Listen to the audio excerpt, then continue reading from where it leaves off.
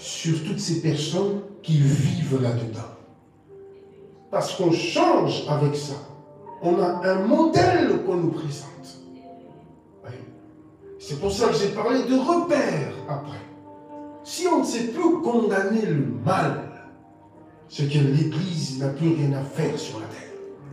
Si l'Église commence à collaborer avec le mal, à favoriser le mal, c'est incroyable. C'est notre rôle de ne surtout pas laisser ces choses-là prendre le dessus sur nous. C'est pour ça qu'on parle d'abord de tremblement de terre. Beaucoup de changements sociopolitiques où on voit le rôle des politiciens aujourd'hui. Vouloir ou pas, ce sont eux qui nous dirigent. Ils décident à notre place et on n'a plus rien à dire. Soi-disant, c'est la démocratie. Et tout ce qu'ils imposent, ça n'a rien à voir avec le christianisme hier. Il y a encore 50 ans, ici en Belgique, l'Église catholique avait un pouvoir, tu n'as pas l'idée.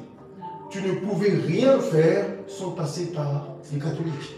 Quand ils disaient non, c'était non. La preuve, avortement, tout ce que tu vois aujourd'hui légalisé.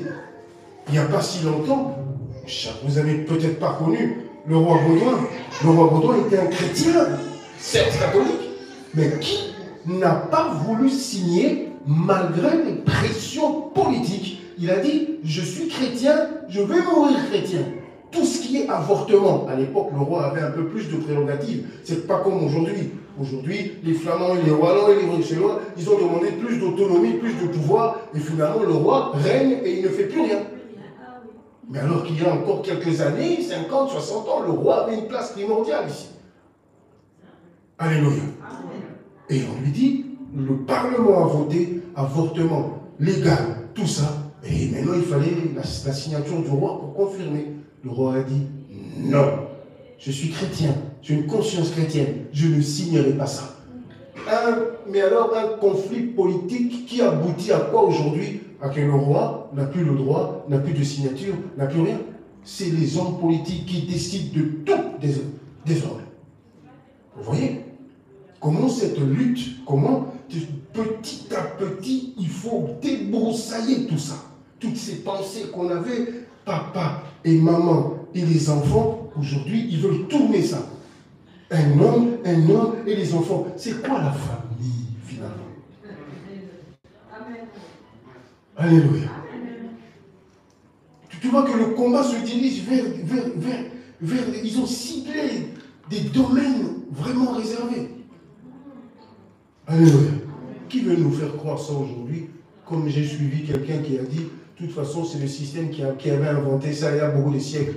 Un homme et une femme. Eux-mêmes, ils ont changé. Ils ont dit un homme et un homme. Je dis à la personne qui débite des bêtises comme ça, lui, il n'a pas trouvé papa et maman ici dans le monde. S'il existe, il existe parce qu'il y a eu un homme et une femme. Il y aurait pu un homme et une femme. Est-ce qu'il serait là en train de dire des bêtises comme ça? Non. Alléluia. Mais l'éducateur. Quand on devient un peu savant, des fois, je vous dis que ces gens deviennent fous. Non. Ça, ce sont des lois imposées par Dieu. Il a créé un homme et une femme. Et la mission, multipliez-vous. Sinon, au début, il allait créer 2 hommes. Tu serais là? Non. Créer 2 femmes. Le monde n'allait jamais se développer. Donc, quoi de plus normal qu'un homme et une femme et les enfants? Pourquoi vous voulez perturber ça? Et vous enseignez ça dans vos écoles. Et les enfants sont obligés de subir ce genre de pensée matin, midi, soir. Parce qu'ils sont occupés à balayer tout ce qu'eux-mêmes ont installé. Et imposer un nouveau monde. Bouleversement. Alléluia. Est-ce que tu comprends ce que je dis? Alléluia. C'est très important. Et deuxièmement, il parle du soleil qui s'obscurcit. comme un sac de grains, il a dit. C'est ce qu'il voyait. Alléluia. La justice disparaît totalement, complètement. Donc, c'est que nous, on enseigne à la maison à nos enfants. Ça, c'est fini. Alléluia. Ils veulent absolument créer autre chose. Alléluia. Plus de justice. Plus de lumière. Plus rien. Le monde sera à la merci de Satan. La lune changée en sang, le signe qu'il a. Et ce sang, c'est toutes ces guerres que tu vois aujourd'hui. Premièrement, le sang de martyr qui a coulé depuis qu'on a décapité Jacques. Alléluia. Frère de Jean, jusqu'à aujourd'hui. Et encore plus grave, les chrétiens qui vont louper l'enlèvement, ils seront massacrés. Ce sera la cible de Satan. Ah, vous êtes restés. Ah. Maintenant, qui va venir t'aider? Le Saint-Esprit n'est plus là. Tu es à ma merci. Parce que tu as chassé les démons une fois, les 8 puissants ardents et les démons sont partis. Ils gardent une dent contre toi. Parce que tu as aidé cette sœur-là malade, il fallait qu'elle meure. Toi, tu as prié pour cette sœur-là, elle n'est pas partie. Et toi, par imprudence, tu loupes l'enlèvement. Et voilà. C'est cette communauté-là qu'il faut détruire. On va chercher à prier, à chasser. Il n'y aura plus de force ni de puissance parce que le Saint-Esprit n'est plus là. Tu vas chasser les démons matin, midi, soir, ils seront là. Au nom de Jésus. Démon de musique.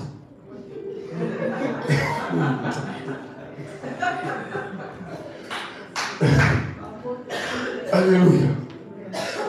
Et dit, mais ça c'est quoi ça? Le sang de martyr.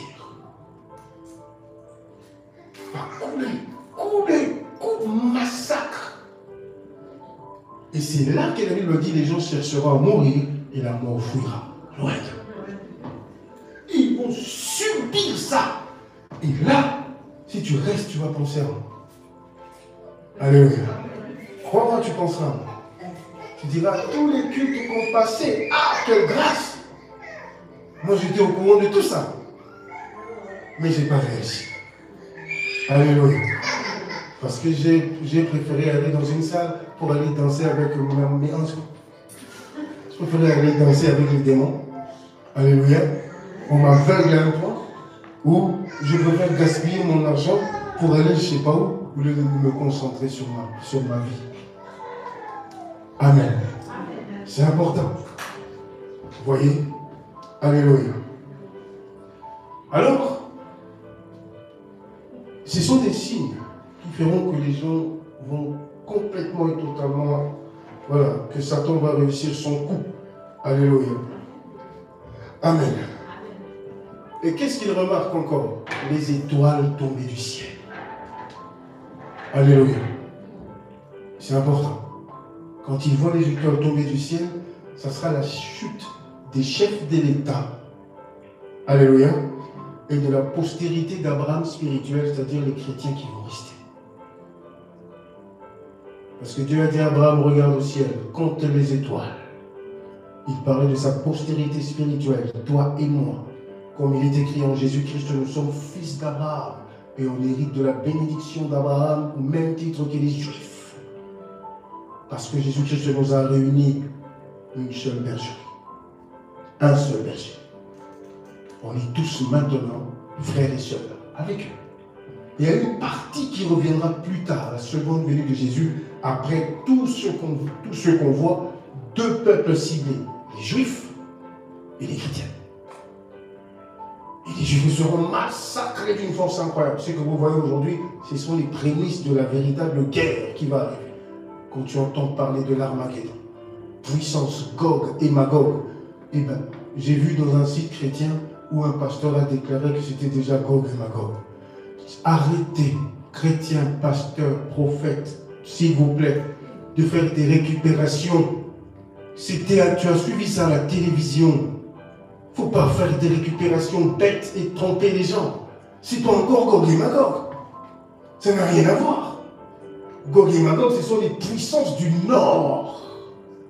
Et c'est un code. Et c'est pour ça que tu vois la Russie qui émerge de plus en plus. Regardez en Ukraine, l'Occident recule. Et quand vous regardez l'Apocalypse 13, vous voyez qu'il y a l'absence totale de l'aigle. Alors que Daniel, quand il a décrit la bête, il a parlé aussi de l'aigle. Les États-Unis finiront par tomber. Cite-moi un seul empire qui a régné pendant tout le temps. Ça n'existe pas. Rome a régné des siècles. Aujourd'hui, ils ne sont plus là. Alexandre le Grand, des siècles. Ils ne sont plus là. Babylone, n'en parlons même pas, n'existe plus. Parce que on avait déjà prédit la chute de Babylone. Elle est tombée, Babylone. Babylone est déjà tombée. Aujourd'hui, on parle d'une Babylone beaucoup plus spirituelle. C'est l'empire qui renaît de ses cendres. Alléluia. Si franchement tout le monde comprenait la valeur de ces choses, mais je pense que même une voiture, on nous ressemble là.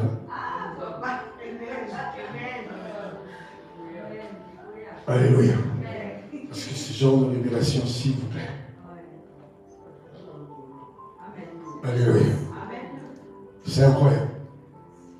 C'est ça, cette puissance que tu dois remettre. Mais alors, dans l'Apocalypse 13, l'ours, quand tu lis, tu vois que l'ours est là. Et c'est qui symbolise la Russie, la grande Russie. Et Poutine est là, en train de réveiller une nation dormie. Parce qu'on a vu la bête blessée. Et après, guéri de sa blessure, la bête renaît. Et le monde était mais donc admiration totale quand on regardait la bête, jusqu'à aller l'adorer. Qui peut combattre face à la bête? Parce que la bête avait quelle apparence, quel pouvoir, quelle grandeur. Alléluia. Ce sont ces puissances qui vont venir défier Israël. Et les États-Unis n'auront plus les moyens pour défendre Israël. Et c'est là qu'ils vont écraser Israël. Et ça sera la seconde venue de Jésus. C'est le seul qui pourra les sauver. La pierre que Daniel a vue se détacher sur la montagne et frapper la statue. Sous le secours d'aucune main, Daniel a dit, cette pierre va mettre fin à ce massacre. C'est-à-dire les temps de nation. Et Sophonie parle du jour de l'Éternel, grand jour. C'est ce jour-là que Dieu va exercer le jugement sur la terre. Alléluia. Si on met toutes ces distractions qu'on a autour de nous, ce genre de choses, tu prends ça à la légère. Mais le jour où tu vas te retrouver dans cette réalité, tu te souviendras de moi. J'ai eu un pasteur qui est malheureusement au ciel. Mais comment faire? Parce que la voix du pasteur Gabriel me manque. Il m'enseignait, je prenais à la légère. Aujourd'hui, je suis seul face à l'Antichrist. Mon destin tout entre ses mains. Il décide et il nous massacre ici. Parce que ça sera sans pitié. Il n'y aura pas de compassion, même un peu comme ça. Parce qu'il n'a pas été programmé pour ça. Ce n'est pas un homme, c'est une bête. C'est pour ça que pour le décrire, Jean a parlé d'une bête. Parce qu'ils n'ont pas de cœur humain. Ce sont des animaux. Une jungle organisée. Ils se comportent comme des lions, comme des tigres, en train de dévorer les nations. Sans pitié, regarde l'est du Congo, sans pitié. C'est des bêtes. Mais là, ils sont encore un peu, parce qu'il y a le Saint-Esprit. Le Saint-Esprit disparaît avec l'Église. Oh là là. Alléluia.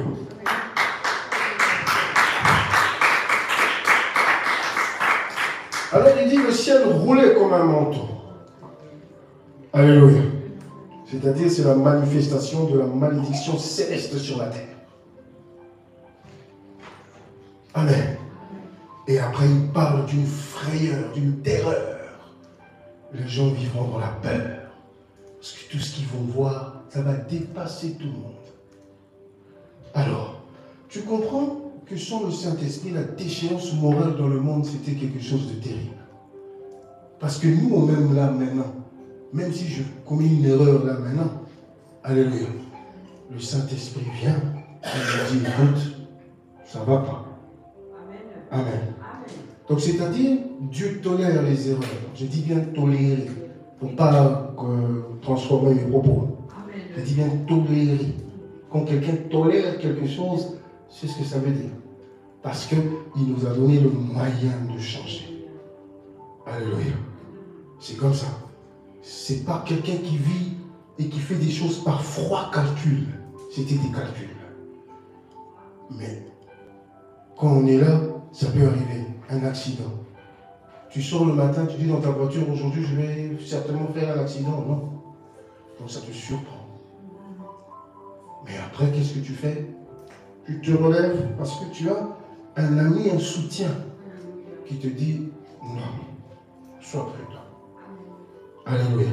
Qui te dit non, là tu es parti un peu loin. Tu vois? Alors, on ne juge pas une personne par sa capacité de tomber ou de commettre des erreurs. Non, mais à se relever et à changer d'attitude. Donc si quelqu'un change, donne-lui une chance. Parce que ça arrive à tout le monde. Et là, c'est une preuve irréfutable pour moi. Une femme m'a dit, oh non, ce mari-là, il n'aime pas son fils parce qu'il ne lui donne jamais de l'argent. Je me tourne vers le mari, il dit, parce que j'en ai pas.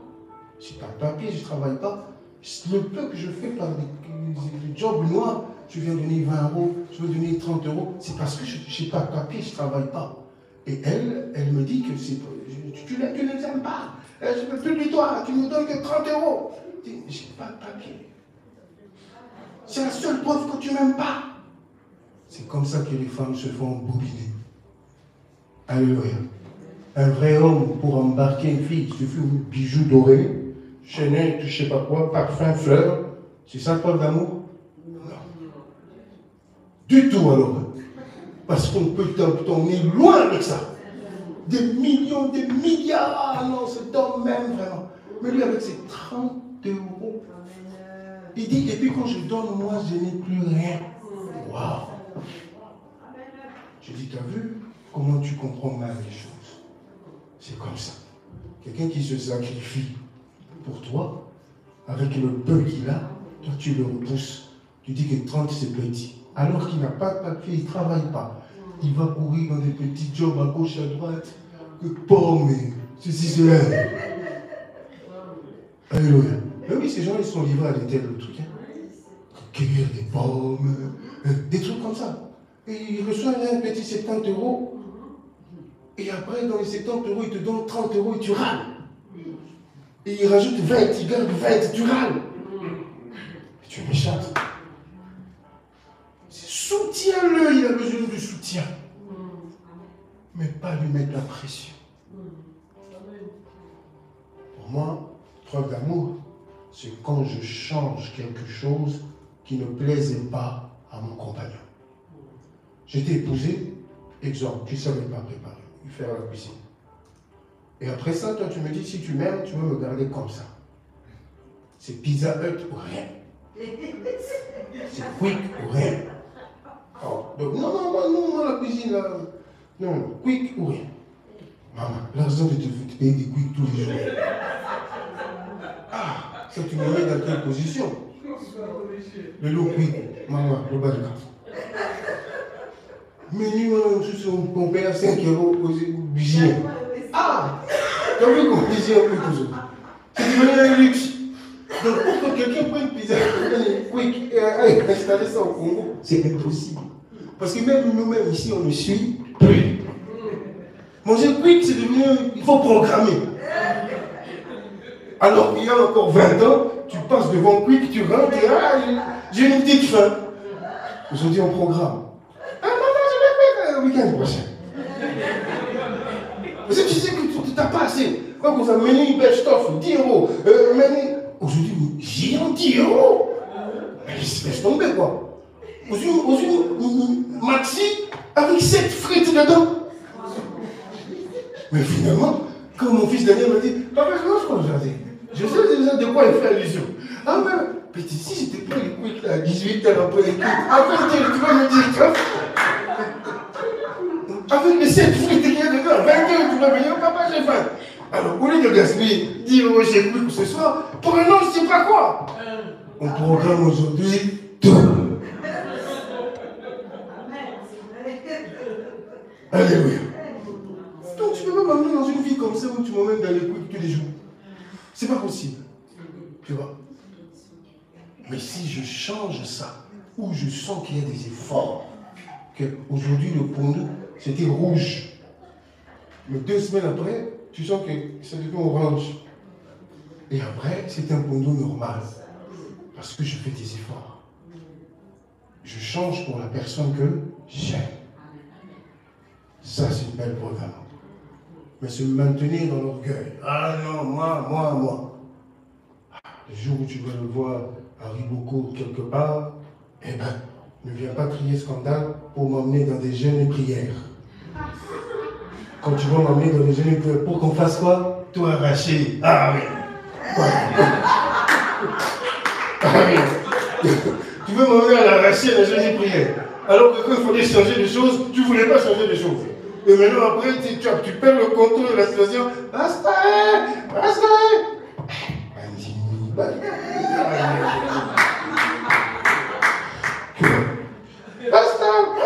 Ok, bon, maman, mardi, viens. Aussi, moi, mardi. Bon, maman, à partir de demain, j'aime. On y va. C'est mon mari. Collant. C'est parti. Rien. Alléluia.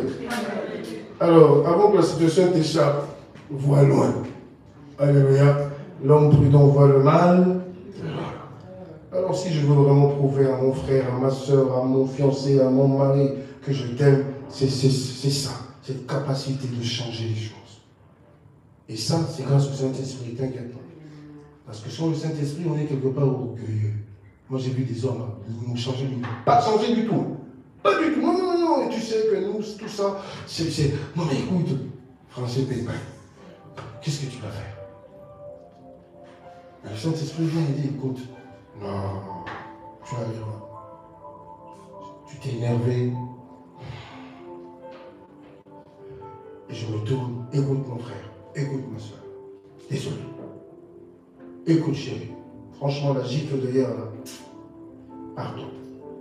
Je prends la décision de ne plus jamais te toucher. Je ne te frapperai plus. De toutes les couleurs on a vu ici dans ce monde, c'est pas possible. Je ne te frapperai plus, je te promets. Plus de gifles, c'est fini. Et là, la fille, je me marre. À profiter, je me marre. Non, plus de gifles, c'est fini. Un homme violent comme ça, tu vas faire quoi avec ça? Alléluia.